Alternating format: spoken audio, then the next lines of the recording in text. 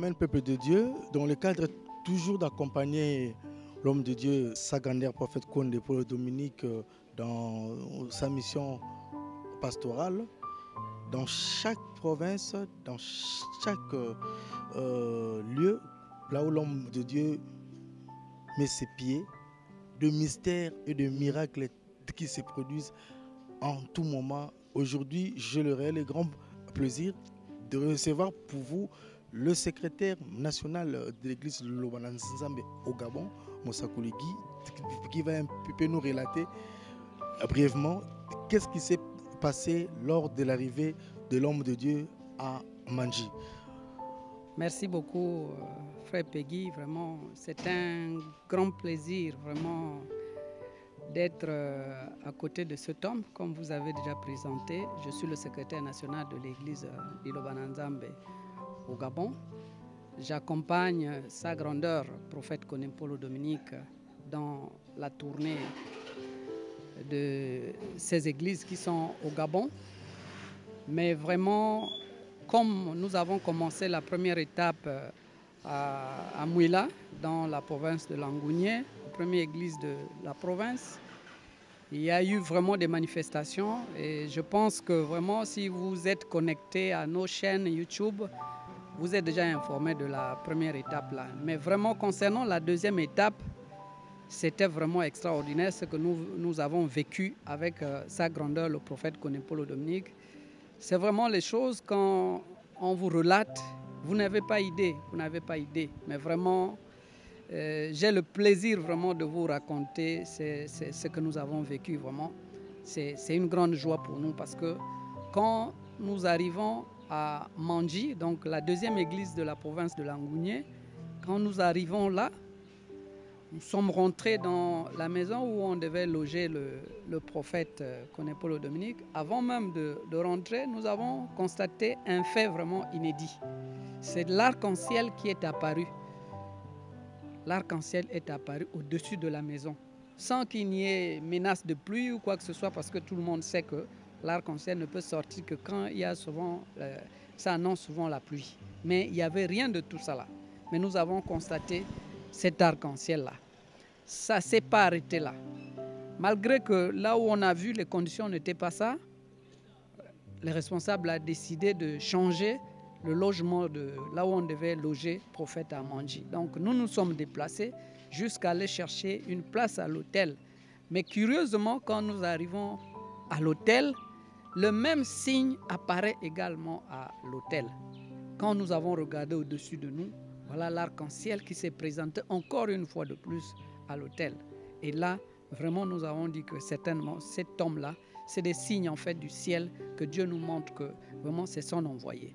Mais ça ne s'est pas arrêté là, mes frères, mes sœurs, fidèles de Loba, le monde entier, ce que nous vivons avec cet homme, c'est vraiment extraordinaire. Le prophète est rentré dans la maison pour se reposer un moment et il est sorti.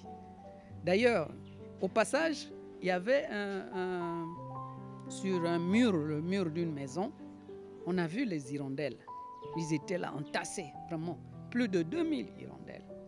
Ça a attiré un peu notre attention, mais on n'a pas vraiment, on n'a pas fait cas, on est rentré, le prophète s'est reposé un tout petit peu. Mais comme lui, il adore toujours la nature, à un moment donné, il a décidé de sortir. Donc on est sorti dehors, on a mis les chaises là dehors pour qu'il prenne de l'air, pour qu'il contemple toujours la nature, parce que c'est l'homme de la nature vraiment. Et curieusement, quand on était assis dehors, nous avons assisté à un balai des hirondelles, de plus de 2000 hirondelles au-dessus de nous. Donc, il ne faisait que tourner autour de sa grandeur, Et d'ailleurs, les images sont là, vous allez voir de vous-même comment, vraiment, on ne peut même pas expliquer ce phénomène-là, cet homme-là. Il communique avec la nature, les êtres vivants, les 4 êtres vivants connaissent bien cette personne. C'est une joie pour nous, vraiment. Nous sommes ravis aussi de partager cette voie et ces merveilles que nous vivons avec sa grandeur, le prophète Konde Paul Dominique, avec vous.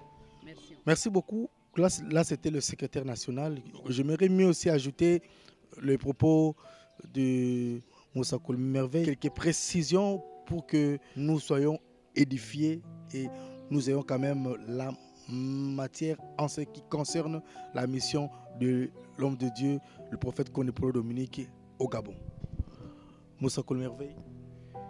Oui, de Kopegui, amen. Ici, nous ne cessons de contempler la gloire de Dieu au travers sa grandeur, le prophète Kondé-Polo Dominique. Il y a pas mal de manifestations. Ici, nous allons témoigner sur quelque chose dont le secrétaire précédemment a déjà parlé, sur l'arrivée des papas à Mandji. Sa grandeur, le prophète Kondé-Polo Dominique, a fait son entrée dans la ville de Mandji. À peine que nous arrivons, après qu'il a rendu grâce, il va demander tout de suite qu'on fasse un tour de ville. Nous n'avions préalablement surtout pas compris la signification, pour ne pas dire l'importance. Nous sommes sortis, nous avions fait le tour de la ville et après quelques trajets, il va nous dire c'est bon, on peut rentrer. Mais curieusement, nous avions posé la question, mais papa, vous avez demandé à ce qu'on fasse le tour de la ville. Nous n'avions pris qu'une seule direction. Et vous demandez à ce que nous rentrons déjà. C'est déjà bon? Il dit non, ce n'était pas pour regarder la ville, mais c'était pour bénir la ville. Parce que cette ville souffre de quelque chose dont les habitants se plaignent tout le jour. Alors cela suscitait notre curiosité et nous sommes rentrés. Lorsque nous arrivons au lieu où papa devrait être logé, nous avions trouvé que c'était inapproprié et nous sommes allés chercher un autre endroit. Nous avions marché dans la ville, mais bizarrement nous avons trouvé un endroit où nous étions arrêtés avec la voiture, où le papa nous avait dit de s'arrêter et de tourner, de repartir. Et donc ce qui voudrait dire qu'il nous a amenés dans ces lieux, non seulement pour bénir la ville, mais pour également nous montrer là où il devrait être logé. Nous avions compris ça bien après, que cela était un langage. Et arrivé à l'église, lorsque papa s'est entretenu avec le fidèle, la plainte majeure de fidèles, c'était les éléphants qui saccageaient et qui détruisaient tout. Toute la ville s'est plaignée d'une seule chose. Et papa nous avait déjà dit ça, et c'est pour ça qu'il avait décidé, qu'il avait demandé à ce qu'il fasse le tour de ville pour bénir la ville. Alors, ça s'est passé comme ce qui est écrit dans la Bible. Élisée face à 50 fils de prophètes dans Jéricho qui sont venus lui dire le séjour de la ville est bon, mais l'eau de la ville est mauvaise. Donc Élisée avait demandé à ce qu'on apporte du plat neuf et avec le sel dont il a jeté dans la source. Et c'est ce qui a été fait dans la ville de Mandji. Dès que papa arrive là où il était logé, il y a l'arc-en-ciel qui va contourner le lieu et également plus de 2000 hirondelles qui sont venus dire bonjour à papa. C'est-à-dire qu'ils ont fait une démonstration dans le ciel, là où papa était assis. C'était très étonnant. Et je vous signale ici qu'avant que papa ne quitte la ville, dès qu'il est monté dans la voiture, il est sorti d'abord de la chambre. Les hirondelles en question sont revenus, ils ont fait la même démonstration. Et dès que papa est monté dans la voiture, on a démarré, tous sont partis. Et ici, frères et sœurs, j'aimerais vous signaler et vous parler des hirondelles. L'hirondelle est un oiseau, on l'appelle communément l'oiseau migratoire, et qui choisit sa demeure dans les édifices, dans le lieu de culte. C'est un oiseau très mystérieux, un oiseau d'ailleurs, sa chair est amère, c'est un oiseau qu'on ne mange pas. Et les gens estiment que, selon l'histoire, l'hirondelle est un oiseau sacré. Pourquoi? Parce que, et vous regarderez, elle a une petite tache au niveau de sa poitrine. Selon l'histoire, lorsque on avait crucifié Jésus, ce qui enlevait les épines sur la tête de Jésus quand le sang de Christ coulait pour le sacrifice, c'était des hirondelles.